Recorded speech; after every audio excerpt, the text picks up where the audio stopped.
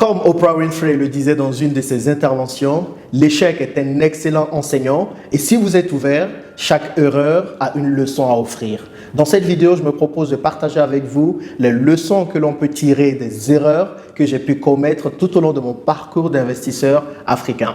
Dans cette vidéo, on parlera de 4 erreurs, vu que j'ai déjà sorti 2 autres vidéos sur le même sujet dans lesquelles je partage 6 erreurs à ne absolument pas commettre lorsque vous investissez en Afrique. Cette vidéo est donc la 3e partie de cette trilogie de vidéos que je fais sur les 10 commandements à absolument éviter lorsque vous investissez en Afrique. Donc, si vous n'avez pas vu les précédentes vidéos, après avoir visionné celle-ci, n'hésitez pas à aller les voir afin d'avoir tous les commandements à réellement suivre lorsque vous investissez en Afrique. Encore une fois, je fais ces vidéos pour vous sensibiliser. C'est clair qu'en Afrique, il y a beaucoup de rentabilité à se faire dans les business, mais la rentabilité va de pair avec le risque. Donc, si vous voulez réellement que votre business soit rentable en Afrique, il est important de considérer les risques et surtout d'éviter les erreurs qui peuvent faire que votre business va mourir ou que votre business ne va pas être rentable. Et ces erreurs, c'est ce que nous voyons dans cette trilogie de vidéos sur les 10 erreurs à éviter lorsque vous investissez en Afrique. Et dans cette 3e et dernière partie, nous allons voir 4 erreurs qui découlent de mon parcours et qui, je l'espère, vous aideront à les éviter. Si c'est la première fois que vous me voyez, je m'appelle Jean-Yves, je suis investisseur en Afrique depuis une bonne dizaine d'années et mon objectif sur cette chaîne est de vous aider à réussir vos investissements en Afrique. Si vous êtes intéressé par les investissements en Afrique et par l'Afrique en général et que vous voulez recevoir de bons contenus qui vous aideront dans votre parcours d'entrepreneur ou d'investisseur en Afrique, eh bien n'hésitez pas à vous abonner à cette chaîne en cliquant sur le petit bouton rouge s'abonner qui s'affiche en bas et en activant la cloche afin de pouvoir être notifié de toutes les vidéos qui paraîtront sur cette chaîne chaque semaine. Rentrons maintenant dans le vif du sujet. Comme dans les précédentes vidéos, je vais d'abord poser le contexte. Le contexte étant l'histoire qui m'est arrivée. Ensuite, je vous proposerai les erreurs qu'on peut voir dans ces histoires. Et ensemble, à la fin de la vidéo, nous allons voir quelles sont les leçons que nous pouvons tirer de ces erreurs. Donc, je vais vous raconter 3 histoires aujourd'hui. Et de ces 3 histoires, nous allons en tirer 4 leçons afin de pouvoir réellement savoir quoi ne pas faire lorsqu'on investit en Afrique. La première histoire se passe en 2014. En 2014, je vis à Paris et je décide de me lancer dans le foncier en Côte d'Ivoire. Donc, je décide d'acheter un terrain. Mais à l'époque, je n'avais pas envie de me déplacer pour aller acheter un terrain. Et heureusement, une de mes tantes m'appelle et me dit qu'elle a une belle affaire sous la main, qu'elle connaît quelqu'un qui veut vendre son terrain et elle me demande si je suis intéressé. Ok, je vais acheter un terrain, du coup, je suis intéressé. Je lui dis que oui, je suis intéressé et je me propose de lui envoyer l'argent pour pouvoir acheter le terrain et faire tout ce qu'il faut pour pouvoir acheter le terrain. Donc, je lui donne procuration pour pouvoir le faire. À l'époque, le terrain coûtait un peu plus de 3 millions de francs CFA. Donc, on dira 5 000 € environ. Voilà, 5 000 € exactement, j'ai envoyé pour qu'elle puisse acheter le terrain. Donc, quand je lui envoie l'argent, il s'avère qu'elle part, elle achète le terrain. Le terrain n'est malheureusement pas titré à l'époque. Donc, elle se lance quand même dans cet achat et moi, bon, je ne vois pas d'inconvénient. Je la laisse acheter ce terrain non titré afin de pouvoir après faire toutes les démarches pour titrer le terrain. Donc, elle part, elle achète le terrain. Le propriétaire, à l'époque, lui donne juste une attestation villageoise disant que le terrain qui lui appartenait, il lui donne du coup plein de propriétés à ce terrain à ma tante afin que ce soit elle la nouvelle propriétaire. Ok, jusque-là, tout se passe bien. Donc, elle prend l'acte que le propriétaire lui donne à l'époque et pour nous, c'est bon, elle donne l'argent au propriétaire, c'est ce qu'elle me disait en tout cas, et c'est tout bon. Quelques mois plus tard, elle m'appelle pour me dire que finalement, le terrain qu'elle a acheté appartenait à plusieurs personnes. En gros, le propriétaire a vendu le terrain à plusieurs autres personnes. Et là, je me dis, mais comment est-ce possible? Comment est-ce possible que ce même terrain soit vendu à plusieurs autres personnes? Vous savez tous l'arnaque des terrains en Afrique. Donc, quand vous achetez des terrains en Afrique, faites attention. Donc, malheureusement, on a été arnaqué. Et donc, je demande à ce qu'on fasse toutes les procédures pour pouvoir retourner notre argent, l'argent qui a été investi dans ce terrain. Et là, impossible de retrouver le propriétaire, impossible de retrouver la personne qui a vendu le terrain. Donc, clairement, on s'est fait avoir parce que on n'a pas pris toutes les dispositions nécessaires pour pouvoir nous rassurer que ce terrain était vraiment viable et que ce terrain, celui qui le vendait était réellement le propriétaire. Après, j'ai un doute. Je ne sais pas si c'est ma tante qui a créé cette supercherie pour pouvoir avoir un peu d'argent à mettre dans sa poche ou si réellement le vendeur a donné une attestation villageoise et a vendu du coup ce terrain à plusieurs personnes. Donc, grand point d'interrogation. Tout ça est arrivé parce que tout simplement, je ne voulais pas me déplacer pour aller moi-même acheter ce terrain ou pour aller moi-même voir de mes propres yeux le terrain et me rassurer que toutes les démarches que ma tante faisait étaient les bonnes démarches. Donc, deuxième histoire, cette histoire se passe en 2015. Donc, en 2015, je décide de construire des appartements pour ma grand-mère afin de pouvoir avoir des revenus pour lui permettre d'avoir de l'argent pour faire face à ses dépenses mensuelles. En gros, depuis 2010, quand j'ai commencé à travailler, j'avais pour habitude d'envoyer mensuellement de l'argent à ma grand-mère. Et à un moment donné, je me suis rendu compte que cet argent ne créait pas de richesse. Donc, au lieu d'envoyer cet argent, je décide d'investir une bonne partie de mes économies à l'époque dans la construction de quelques appartements à Daloa, une ville provinciale de la Côte d'Ivoire, où voilà, il ne coûte pas cher réellement de pouvoir construire des appartements. Donc, je décide de construire ces appartements. Et comme encore je suis à Paris, je décide de mandater un de mes oncles qui est dans le bâtiment afin qu'il puisse construire ces appartements et qui vit dans la même ville que ma grand-mère. On commence le projet. Il était question de pouvoir construire 3 fois une chambre-salon de 2 pièces et 2 fois 3 chambres-salon de 3 pièces. Du coup, il m'envoie les plans, tout a l'air bien sur les plans. Et le coût de ce projet total, ce serait de 10 millions de francs CFA, à peu près 15 000 euros. Donc, ok, j'accepte. Et je décide du coup d'investir dans ce projet. Je lui envoie sur 4 mois de l'argent pour pouvoir construire des appartements. Et à chaque fois, il m'envoie des photos pour me montrer l'avancement des projets et tout le reste. Donc, tout a l'air bien. Je reçois les photos, tout est bien, tout se passe bien, en tout cas sur les photos. En fin 2015, je décide de rentrer en Côte d'Ivoire pour voir un peu mes parents. Et donc, quand je rentre en Côte d'Ivoire, je décide de faire une surprise à cet oncle parce que le projet était censé avoir été fini en vue des photos qu'il m'a envoyées. Donc, je pars et donc je vais lui rendre visite de façon totalement inopinée, sans lui dire pour faire une surprise. Et quand j'arrive, je lui demande de pouvoir aller voir du coup les constructions qui ont été faites.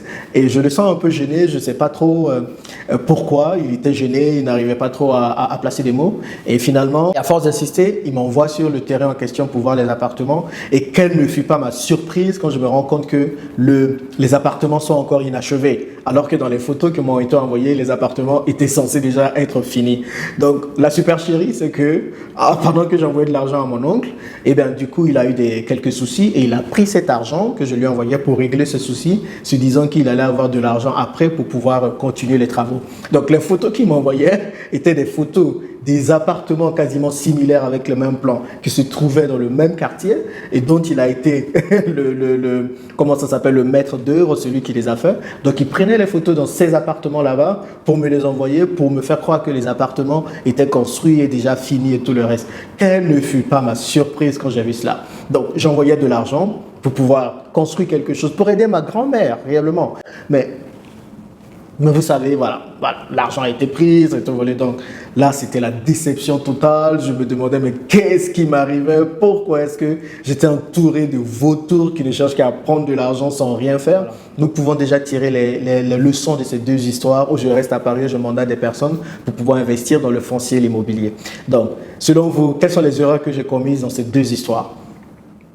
La première erreur, selon moi, et du coup, ce qui va représenter le commandement numéro 7, c'est que lorsque vous investissez en Afrique, déplacez-vous toujours pour aller voir le sujet de vos investissements.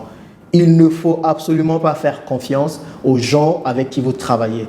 Et d'ailleurs, la confiance n'exclut pas la prudence. Donc, lorsque vous investissez, si vous investissez surtout dans le foncier, si vous investissez dans l'achat de terrain, si vous investissez dans la construction, déplacez-vous toujours pour aller voir ce qui se passe. Ne faites juste pas confiance en envoyant de l'argent et en ne sachant pas comment les choses avancent. Si vous êtes prêt à investir des sommes colossales en Afrique, prenez la peine de planifier dans les investissements que vous faites, de pouvoir vous déplacer. Pour l'achat de terrain, par exemple, si je m'étais déplacé moi-même pour voir les actions sur place et pour pouvoir faire les démarches personnellement, peut-être que j'allais éviter cette arnaque et peut-être que si c'était une super chérie de ma tante, on allait pouvoir éviter cette super chérie. Donc, commandement numéro 7, lorsque vous investissez en Afrique, déplacez-vous en Afrique pour aller voir le sujet de vos investissements.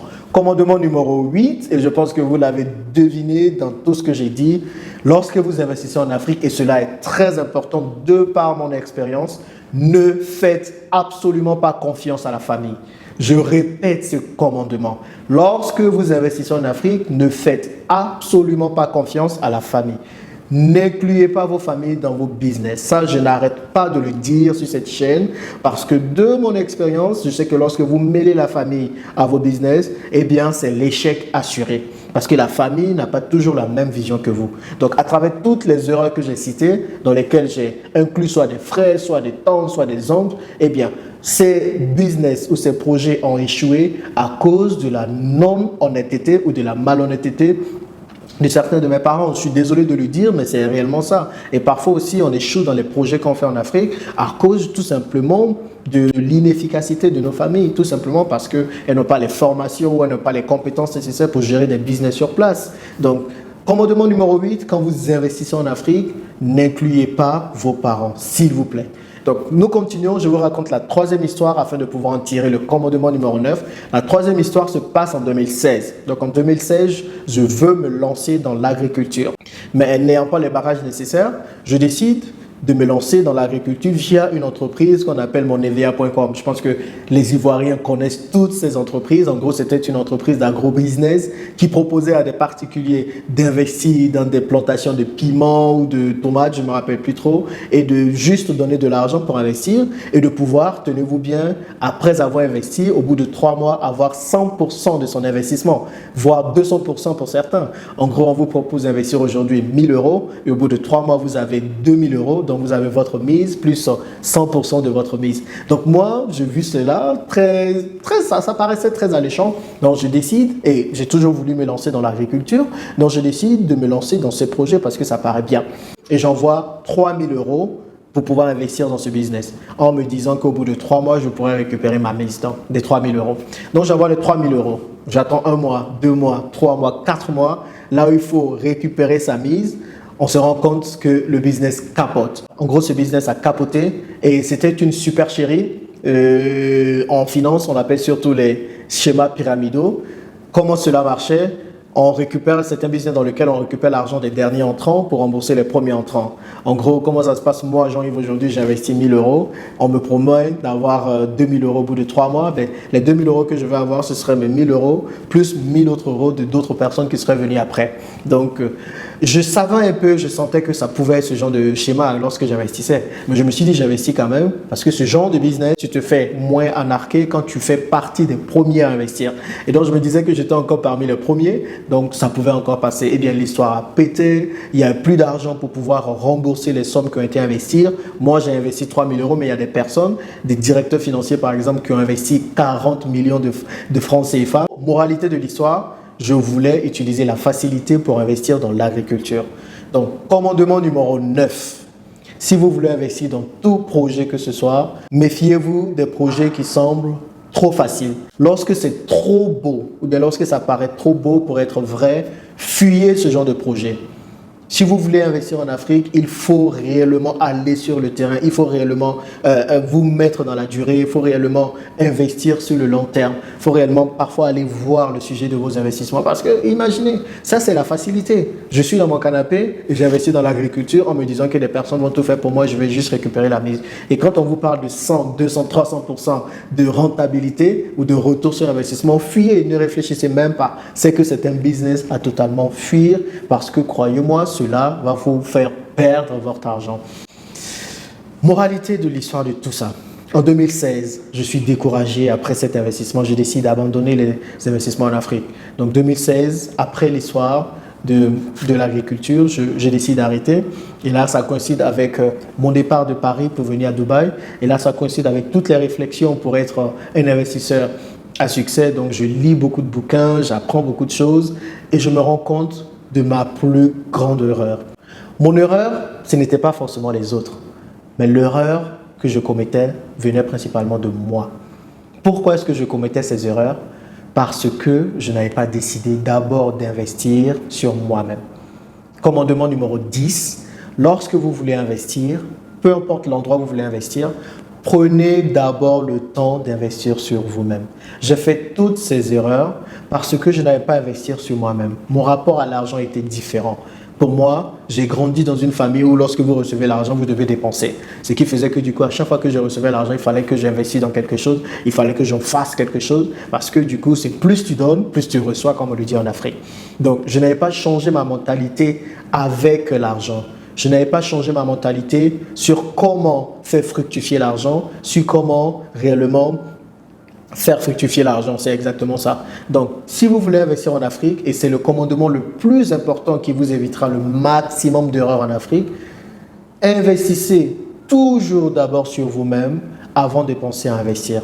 Qu'est-ce que cela va vous permettre de faire? Quand vous investissez sur vous-même, vous êtes beaucoup plus aguerri, bon, aguerri en tout cas plus que quelqu'un qui n'investit pas sur lui-même. Vous avez beaucoup plus de notions, vous savez comment gérer l'argent, comment gérer un business, comment entreprendre, comment investir. Je connais des personnes qui investissent et qui entreprennent sans même se former, comme si on naissait entrepreneur ou investisseur. Non, ne faites pas cela. Avant d'investir, formez-vous. Avant d'investir, lisez des livres qui vous permettront de pouvoir avoir le mindset d'entrepreneur ou d'investisseur. Avant d'investir, apprenez d'abord c'est quoi l'investissement.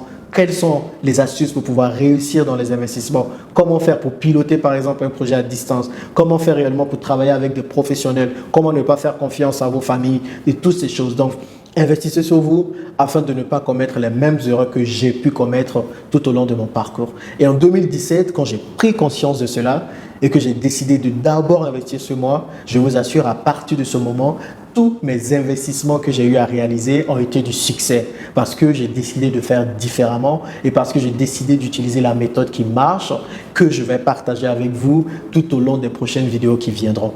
Donc voilà, ce sont les 10 commandements que je voulais partager avec vous lorsque vous investissez en Afrique.